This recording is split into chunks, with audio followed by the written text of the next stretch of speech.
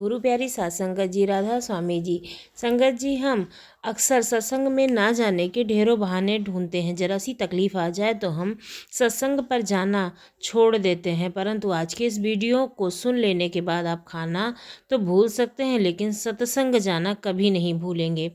गुरु प्यारी सात संगत जी, बाबा जी सत्संग में फरमाते हैं कि देश और दुनिया के हर कोने में जाते हैं फरमाने के लिए। एक समय की बात है कि बाबा जी दिल्ली में भंडारा कर रहे थे।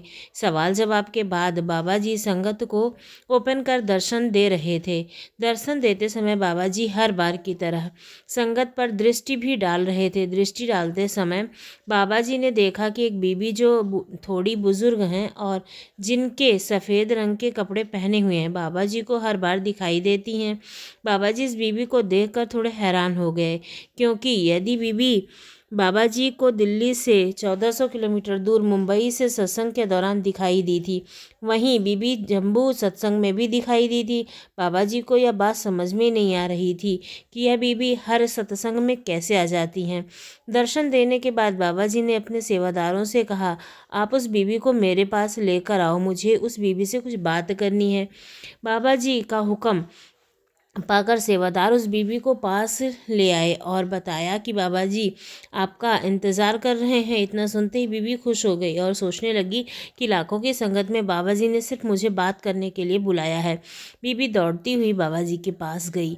बाबा जी ने बीबी से पूछा, बीबी आप कहाँ रहते हो? बीबी ने जवाब दिया कि बाबा जी मैं मुंबई में की रहने वाली हूँ। बाबा जी ने अगला सवाल किया कि बीबी मैं तुम्हें हर सत्संग में बैठा हुआ पाता हूँ, क्या तुम्हारे परिवार वाले कुछ नहीं कहते हैं? बीबी ने कहा, बाबा जी आपकी कृपा से मेरा परिवार बहुत अच्छा है। मेरे पति हैं, 2 बेटे हैं, 2 बहुएं हैं, पोते पोतियां हैं, हंसता खेलता हमारा परिवार है। सब आपसे बहुत ज़्यादा प्रेम करते हैं। बाबा जी ने पूछा, तो फिर तुम अपने परिवार को छोड़कर सत्संग में क्यों आती हो? बीबी ने जवाब दिया, बाबा जी जिसने मेरा हमेशा साथ देना है वह मेरे लिए ज़रूरी है। परिवार के साथ मेरा रिश्ता तब तक है जब तक कि मेरा शरीर है। आगे मेरी संभाल जिसने करनी है उसको मैं कैसे भूल जाऊं? बाबा जी के पूछने पर बीबी ने समझा नहीं, थोड़ा खुलकर समझाओ। बीबी जी कहने लगी, बाबा जी मैं मरकर फिर से ज़िंदा हुई हूँ। मेरा नाम बिमला देवी है। 2 साल पहले मेरी मौत हुई थी, लेकिन कुछ देर के बाद मेरी सांसें फिर से चलने लगीं। अब बीबी अपनी पूरी बात बाबा जी को बताने जा रही थी। बीबी ने बताया कि मैं एक बहुत अमीर परिवार से हूँ, घर में नौकर, पैसा, गाड़ी सब कुछ है और मैं अक्सर अपने पति के साथ मिलकर अपने घर के बाहर गरीबों को लंगर कराती हूँ और बहुत सा दान पुण्य भी किया करती थी। मेरी एक सहेली थी जो एक सत्संगी थी। एक बार वह मुझे ज़बरदस्ती अपने साथ सत्संग ले गई थी। मैं उसको मना कर रही थी कि मुझे सत्संग में नहीं जाना है, क्योंकि मैं उस सत्संगी नहीं हूँ, लेकिन उसकी ज़िद पर मैं पहली बार सत्संग में गई। वहाँ मैंने 1 घंटे का सत्संग सुना और फिर अपने काम में लग गई। एक दिन रात को मुझे दिल का दौरा पड़ा और मेरी मौत हो गई। मौत के बाद मैंने देखा कि मेरा शरीर सामने पड़ गया है, तो 2 यमदूत मुझे खींच रहे हैं। मेरे परिवार के लोग मेरे पास रो रहे हैं, लेकिन मेरी कोई आवाज़ नहीं सुन पा रहा है। यमदूत मुझे खींचते हुए एक भयानक रास्ते पर ले जाने लगे। उस रास्ते की भयानक शब्दों में बयान नहीं कर सकती हूँ। मैं यमदूतों से विनती कर रही थी कि मुझे छोड़ दो, लेकिन उन्होंने मेरी एक न सुनी। वे मुझे खींचते हुए एक नदी के पास ले गए। वहाँ चारों तरफ अंधेरा ही अंधेरा था और नदी से ज्वालामुखी निकल रहे थे, जिसकी रोशनी से मुझे और ज़्यादा डर लग रहा था। यमदूत उस नदी के पास आकर रुक गए और कहने लगे कि अब आगे का रास्ता तुझे खुद ही तय करना है। इस नदी को पार करके आगे चली जा, तेरे कर्मों का हिसाब किताब दिया जाएगा। यह सुन करके मैं डर गई, क्योंकि वह नदी इतनी डरावनी थी कि कोई भी डर जाए, जिसमें ज्वालामुखी की लपटें उमड़ रही थीं। और मैंने यमदूत के पैर पकड़ लिए और कहा, मुझे छोड़ दो, मैं इस नदी को कैसे पार कर पाऊंगी? लेकिन उन्होंने मेरी एक न सुनी और मुझे उस नदी में धक्का दे दिया। जब मैं नदी के नीचे की तरफ गिर रही थी तो मैंने अपने आप को किसी के कंधों पर पाया। उसने सफ़ेद रंग के कपड़े पहने हुए थे। उसने मुझे अपने कंधे पर बिठाकर बड़े ही प्रेम से उस भयानक नदी को पार करा दिया। नदी के दूसरी तरफ जाकर उसने कंधे नीचे से उतारा और मैंने उससे पूछा, आप कौन हो? उन्होंने कहा, मैं 1 घंटे के सत्संग सुनने का फल हूँ। मुझे मालिक ने भेजा है। मैंने इस नदी को पार करवा कर तुझे तेरे सत्संग सुनने का फल दे दिया है। अब आगे का रास्ता तुझे खुद ही तय करना होगा। मैंने उस फरिश्ते के पैर पकड़ लिए और कहा, मुझे अपने साथ ले चलो। लेकिन वह कहने लगा, मुझे इतना ही हुक्म मिला था, इससे ज़्यादा मैं तुम्हारी मदद नहीं कर सकता हूँ। यह कहकर वह फरिश्ता वहाँ से चला गया। फिर से 2 यमदूतों ने मुझे पकड़ लिया और आगे ले जाने लगे। अब फिर से वही भयानक रास्ते थे। कुछ देर बाद उन्होंने मुझे धर्मराज के सामने पेश किया। धर्मराज ने जब मेरा हिसाब देखना शुरू किया तो कहने लगे, तुम गलत विमला देवी को उठा लाए हो। इस विमला देवी का अभी समय बाकी है, इसे वापस छोड़कर आओ। सही विमला देवी को, जो इसके पड़ोस में रहती है, उसे उठा करके लेके आओ। अभी धर्मराज ने यह आदेश दिया ही था कि मेरी सांस फिर से चल पड़ी। मैंने फिर से अपने परिवार वालों के आसपास को देखा कि मेरे बैठे रो रहे हैं। अब उन्होंने मुझे फिर जीवित देखा तो सब हैरान हो गए। मैं इस बात से हैरान थी कि जैसे ही मेरी सांसें वापस आईं, उसके कुछ ही मिनट के बाद पड़ोस में रहने वाली दूसरी विमला देवी के घर में रोने की आवाज़ आने लगी। वह सारी बात बाबा जी को बताने के बाद बीबी कहने लगी कि बाबा जी, अब आप ही बताओ कि मैं सत्संग पर क्यों न जाऊं।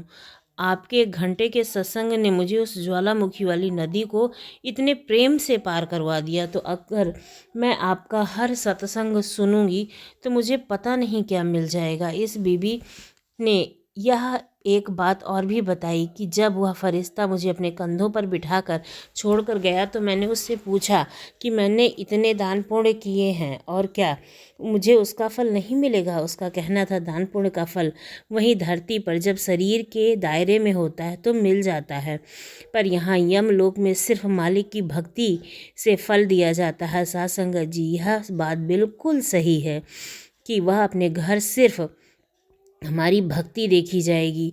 कोई हमसे यह नहीं पूछेगा कि हमने कितनी दौलत कमाई, कितना दान किया, या हम किस जाति के हैं, हमारी पहचान क्या है।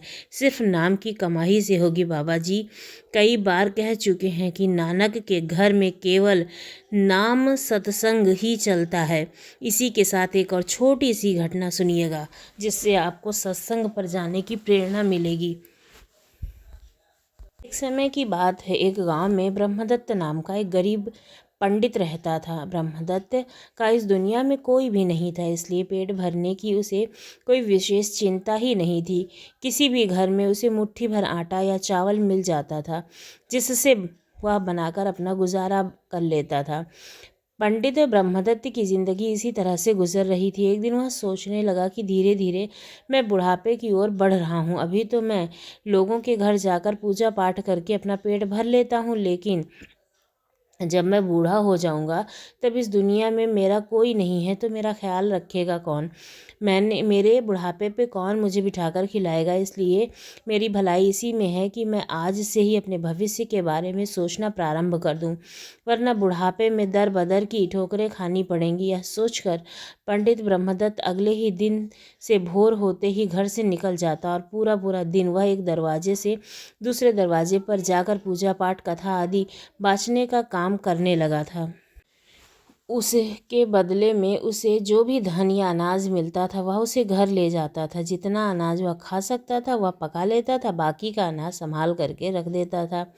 जब उसके पास काफ़ी सारा अनाज इकट्ठा हो जाता तो वह उसे बाज़ार में बेच आता और इस तरह से बचत करते हुए कुछ ही महीनों के पश्चात उसके पास 1000 स्वर्ण मुद्राएं इकट्ठी हो चुकी थीं। लेकिन पंडित ब्रह्मदत्त ने अपने कार्यों में कोई कमी नहीं आने दी। वह रोज़ यमराज यजमानों के यहाँ जाता और पूजा पाठ कराता। एक दिन की बात है कि वह किसी यजमान की तलाश करता हुआ एक दूसरे गांव में चला जा रहा था कि तभी एक बुढ़िया की दृष्टि पंडित जी पर पड़ी। बुढ़िया सोचने लगी, क्यों ना मैं इनसे ही हवन करा लूँ, हो सकता है यह सस्ते में करने के लिए तैयार हो जाएं। जैसे ही पंडित जी बुढ़िया के घर के सामने से गुजरे, बुढ़िया ने आवाज़ लगाकर कहा, पंडित जी महाराज, जरा एक क्षण के लिए मुझ बुढ़िया की भी सुनते जाइए। ब्रह्मदत्त बोला, कहो माई, क्या कष्ट है तुम्हें? मेरे योग्य कोई कार्य हो तो बताओ। बुढ़िया बोली, पंडित जी, कुछ ही दिन पहले मेरी गाय मर गई है, क्या आप उसकी आत्मा की शांति के लिए मेरे यहाँ पूजा पाठ और हवन करा सकते हैं? ब्रह्मदत्त बोला, हाँ हाँ, क्यों नहीं। गौ माता की आत्मा की शांति के लिए पूजा पाठ करवाना तो मेरे सौभाग्य की बात है, और फिर मैं मेरे दिन के प्रतिदिन के कार्य के हिसाब से पैसा भी लूँगा। बुढ़िया बोली, लेकिन मैं आपको दान दक्षिणा में धन ना दे सकूँगी। ब्रह्मदत्त बोला, दान दक्षिणा की तुम चिंता ना करो, जो भी आप दोगी मैं खुशी खुशी अपने साथ ले करके चला जाऊँगा। तो आप जो दोगी वही हमारे लिए अच्छा होगा। तो फिर ठीक है महाराज, आइए पधारिए, यह शुभ कार्य आप ही कीजिए तो अच्छा होगा। मैं अभी पूजा पाठ और हवन के लिए आवश्यक वस्तुओं का प्रबंध कर देती हूँ। यह कहकर बुढ़िया ने शीघ्र ही सारा प्रबंध कर दिया। शाम तक जब सारा काम पूरा हो गया तो पंडित ब्रह्मदत्त ने अपना झोला संभाला और कहा, माई, गौ माता की आत्मा की शांति के लिए तुमने जो कुछ भी किया है, इससे ईश्वर और गौ माता दोनों ही तुमसे प्रसन्न होंगे और तुम्हारा भला होगा। अब मैं अपने घर को वापस चलता हूँ, इसलिए तुम्हें श्रद्धापूर्वक जो भी दान दक्षिणा देनी है वो दे दो। अवश्य महाराज, कृपया करके बाहर चलिए। झोपड़ी के बाहर आकर बुढ़िया एक बछड़े को अपने साथ ले आई और पंडित जी की ओर बढ़ाते हुए बोली, आप दक्षिणा में इस बछड़े को ले जाइए महाराज। जिस गाय माता की आत्मा की शांति के लिए आपने इतना कुछ किया है, यह उसी का बछड़ा है। इसको जन्म देने के बाद ही वह मर गई। ब्रह्मदत्त बोला, ओह, लेकिन मैं इस बछड़े का करूँगा क्या? पंडित जी, आप इसे पालिए पोसिए, बड़ा होकर के एक दिन यह आपके अवश्य ही काम आएगा। इसके सिवा आपको दक्षिणा देने के लिए मेरे पास कुछ भी नहीं है, और इसके खाने पीने का बोझ भी उठाना मेरे बस की बात नहीं है। मैं बुढ़िया स्वयं अपना गुजारा नहीं कर सकती हूँ, अपना पेट नहीं भर सकती हूँ, तो इसका पेट कैसे भरूंगी? पंडित जी, मुझ गरीब की अवस्था पर दया कीजिए और कृपया करके दक्षिणा में से स्वीकार कर लीजिए। बुढ़िया की बात सुनकर पंडित सोच में पड़ गया, क्यों ना मैं इसे ग्रहण कर ही लेता हूँ। मैं अकेला ही तो रहता हूँ, ये बछड़ा साथ में रहेगा तो इसकी देख रेख करने से मेरा मन भी लगा रहेगा। यमराज से थोड़ा बहुत घास फूस इसके लिए मांग लिया करूँगा। फिर मैं वैसे भी मिली हुई चीज़ों को हाथ में नहीं जाने देना चाहिए। बुढ़िया के पास इसके अलावा और कुछ है भी तो नहीं। बोले, माई, तुम श्रद्धापूर्वक मुझे दक्षिणा में यह बछड़ा दे रही हो तो मैं स्वीकार करता हूँ। लाओ, इसकी रस्सी मुझे दे दो, ईश्वर आपका भला करे। पंडित जी, यह लीजिए इसकी रस्सी। और इस तरह से पंडित ब्रह्मदत्त उस बछड़े को लेकर अपने घर की ओर चल दिए। पंडित ब्रह्मदत्त बछड़े को अपने घर में ले आए और उसी दिन से उसका पालन पोषण करने लगे। वह रोज़ किसी भी यजमान की तलाश में जाने से पहले बछड़े को कुछ चारा पानी खिलाकर जाया करते थे, और संध्या को लौटते समय किसी से थोड़ी सी घास तो किसी से कभी थोड़ा सा भूसा ले आया करते थे, क्योंकि गांव में भूसे और घास की तो कोई कमी थी नहीं। इसलिए कोई भी बछड़े के लायक चारा उसे देने में आनाकानी नहीं करता था। इस तरह से उसके साथ साथ बछड़े को भी खाने पीने की कमी नहीं थी। समय बीतता गया और कुछ ही वर्षों में बछड़ा एक हट्टा कट्टा विशालकाय बैल बन चुका था। उस गांव में तो क्या, आसपास में भी कोई गांव में वैसा बैल नहीं था। जो गांव के लोग जब बैल को देखते तो आपस में बातें करते, वाह, पंडित जी के बैल का कोई मुकाबला नहीं है। अरे भाई, होगा भी कैसे? पंडित जी ने इसे तो पालने पोसने में अपनी परवाह ना करके उसे खिलाया पिलाया और उसकी देखभाल की, मानो जैसे उसका पुत्र हो। ब्रह्मदत्त के बल की चर्चा गांव के साहूकार के कानों तक जाकर पहुंच गई। साहूकार पशुओं की खरीद बेच करता था। उसके पास बहुत बड़ी पशुशाला थी, जिसमें गाय, भैंस, ऊँट आदि के अलावा कई बैल भी थे। जब उसे पता चला कि ब्रह्मदत्त के बैल का सानी पूरे गांव के में कोई भी नहीं है, तो मन ही मन उसने बैल को खरीदने का निश्चय किया। वह ब्रह्मदत्त के पास पहुंचा और बैलों को खरीदने की बात कही, परंतु ब्रह्मदत्त ने यह कहकर मना कर दिया कि वह बैल को अपना पुत्र मानता है, इसलिए बैल बिकाऊ नहीं है। व्यापारी सेठ ने बैल की ऊंची कीमत देने की बात कही, परंतु ब्रह्मदत्त पर इसका कोई असर ना पड़ा। व्यापारी सेठ मन ही मन इस बात को बड़ा ही क्रोधित हुआ। वह ब्रह्मदत्त से ईर्ष्या करने लगा। सेठ तो वहाँ से चला गया, परंतु उसने ठान ली कि ब्रह्मदत्त उसे बैल नहीं बेचेगा तो वह भी बैल को ब्रह्मदत्त के पास नहीं रहने देगा। वह ब्रह्मदत्त से बैल को अलग करने की योजना बनाने लगा। इस तरह से वह व्यापारी एक दिन राज्य के राजा के दरबार में गया और राजा से कहा कि महाराज, आपकी गौशाला और पशुशाला में एक से बढ़कर एक गाय और बैल होंगे, परंतु मेरे गांव में एक ब्रह्मदत्त के पास बैल है, उसका तो कहना ही क्या। इस तरह से उसने राजा को वह बैल खरीदने के लिए प्रेरित किया। व्यापारी जानता था कि ब्राह्मण ब्रह्मदत्त राजा को मना नहीं कर सकेगा, अतः सेठ की बातों से प्रभावित होकर राजा ने ब्रह्मदत्त को दरबार में बुलाया, उसका बैल खरीदने की बात कही, परंतु ब्रह्मदत्त ने किसी भी कीमत पर बैल बेचने से मना कर दिया। फिर क्या था, राजा को इस बात पर क्रोध आ गया। उसने तुरंत ही सैनिकों को आदेश दिया कि बैल को लाकर हमारी पशुशाला में बांध दिया जाए। राजा के आदेश का पालन किया गया। ब्रह्मदत्त से उसका बैल बलपूर्वक छीन लिया गया, राजा की पशुशाला में बांध दिया गया। राजा जब स्वयं पशुशाला में बैल को देखने आया तो आश्चर्यचकित रह गया। उसने सचमुच ऐसा सुंदर और बलवान बैल आज तक नहीं देखा था। उसने अपने सेवकों को आदेश दिया कि बैल का पूरा ख्याल रखा जाए, इसके खाने पीने का खास तौर पर ध्यान रखा जाए। परंतु यह क्या, राजा की पशुशाला में आते ही बैल ने खाना पीना छोड़ दिया। उसे अपने पुराने मालिक की बहुत याद आती थी। उधर ब्रह्मदत्त भी अपने बैल को याद करके दुखी रहता था। सेवकों से ने बहुत ही प्रयास किया परंतु बैल ने खाना पीना शुरू नहीं किया। ऐसी हालत देखकर उन्होंने राजा से इस बात की सूचना दी। जब राजा को इस बात का पता चला तो वह हैरान था कि एक बैल भी स्वामी भक्त हो सकता है कि अपने मालिक से अलग होकर के उसने दाना पानी छोड़ दिया है। आखिरकार राजा को इस बात का एहसास हो गया कि बैल को वापस ब्रह्मदत्त को सौंप देना चाहिए। उसने अपने ही दिन ब्रह्मदत्त को अपने महल में बुलाया और बोला, हे ब्राह्मण देवता, तुम्हारा बैल तो तुमसे इतना प्रेम करता है कि उसने दाना पानी तक छोड़ दिया है। मैं तुम दोनों के प्रेम में बाधा नहीं बनना चाहता, इसलिए तुम अपना बैल वापस ले जाओ। राजा की बात सुनकर ब्रह्मदत्त फूला न समाया और राजा को धन्यवाद देने लगा। ब्रह्मदत्त अपने बैल को वापस पाकर बहुत ही खुश था और बैल को लेकर वह अपने गांव की तरफ लौट गया। बैल भी अपने मालिक के पास आकर बहुत ही प्रसन्न था। उसने फिर से दाना पानी खाना शुरू किया। अब तो ब्रह्मदत्त और उसके बैल के चर्चे और भी ज़्यादा होने लगे थे। लोग उसका प्रेम देखकर कहते, भाई लगता है दोनों का पिछले जन्म का साथ है। व्यापारी सेठ को जब पता चला कि उसकी योजना असफल हो गई है और ब्रह्मदत्त को उसका बैल वापस मिल गया है तो वह मन ही मन कुढ़ने लगा। एक दिन सुबह वह ब्रह्मदत्त अपने बैलों को चारा डाल रहा था तो अचानक ब्रह्मदत्त को सुनाई दिया, मालिक आप मेरा इतना ख्याल रखते हैं इसलिए मैं आपके कष्ट दूर करना चाहता हूँ। यह सुनकर ब्रह्मदत्त कुछ ठिठक सा गया। यह तो उसका बैल ही था जो मनुष्य की बोली बोल रहा था।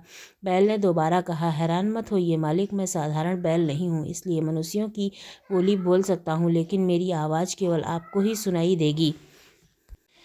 ब्रह्मदत्त ने पूछा, अच्छा तो तुम कौन हो? बैल बोला, वह मैं आपको वही उसी वक्त आने का बताऊंगा। फिलहाल मैं आपके कष्टों को दूर करने का उपाय बताता हूँ, आप वही करना जो मैं कहूँगा, इससे आपके धन की समस्या का हल हो जाएगा। फिर बैल धीरे धीरे ब्रह्मदत्त को कुछ समझाने लगा। सब कुछ समझने के बाद ब्रह्मदत्त, योजना तो तुम्हारी अच्छी है परंतु कहीं ऐसा ना हो कि मैं इसमें खुद ही फंस जाऊं। बैल बोला, आप विश्वास रखिए मालिक, मैंने कहा था ना मैं साधारण बैल नहीं हूँ। ब्रह्मदत्त बोला, ठीक है, मैं तुम्हारे कहे अनुसार ही काम करूंगा। अगले दिन ब्रह्मदत्त उस व्यापारी सेठ के पास पहुंचा और कहने लगा, सेठ जी मेरा मन है कि मैं आपसे एक बैल खरीद लूं, फिर मेरे पास एक जोड़ी बैल हो जाएंगे तो मैं कुछ खेती का काम भी कर लिया करूंगा। व्यापारी बोला, हाँ हाँ ज़रूर भाई, मेरे पास एक से बढ़कर एक बलशाली बैल है। ब्रह्मदत्त बोला, वह तो ठीक है सेठ जी, परंतु मेरे बैल के मुकाबले का बैल आपके पास नहीं है। मेरा बैल तो इतना ताकतवर है कि अनाज की बोरियों से भरी हुई 5 बैल गाड़ियों को अकेले ही खींच सकता है। सेठ बोला, भाई ब्रह्मदत्त, माना तुम्हारा बैल ताकतवर है परंतु इतनी डींगे मत हाँको, तुम तो कहते हो कि वह असंभव है, लेकिन बैल 5 लादी हुई बैल गाड़ियों को खींचना तो दूर हिला भी नहीं सकता, इतना घमंड अच्छा नहीं है। ब्रह्मदत्त बोला, सेठ जी मेरी बात पर विश्वास ना करो तो शर्त लगा लो मुझसे।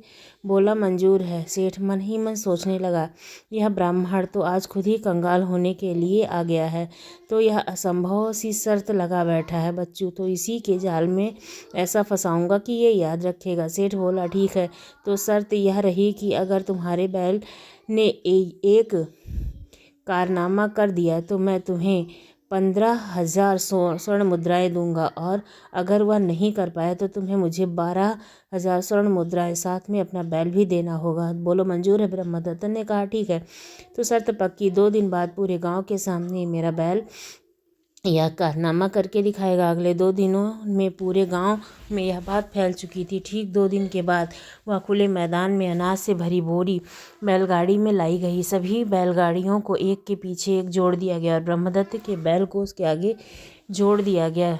लोगों की भीड़ यह कारनामा देखने के लिए बड़ी उत्सुक हो रही थी।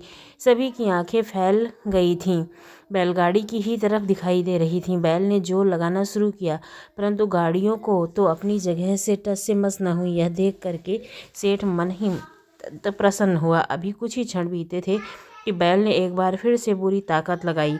इस बार तो जैसे चमत्कार हो गया। बैल ने 5 गाड़ियों को खींचा और 1 कोस दूर तक खींच कर ले गया। यह देखकर लोगों के दांतों तले उंगलियां दबा दी।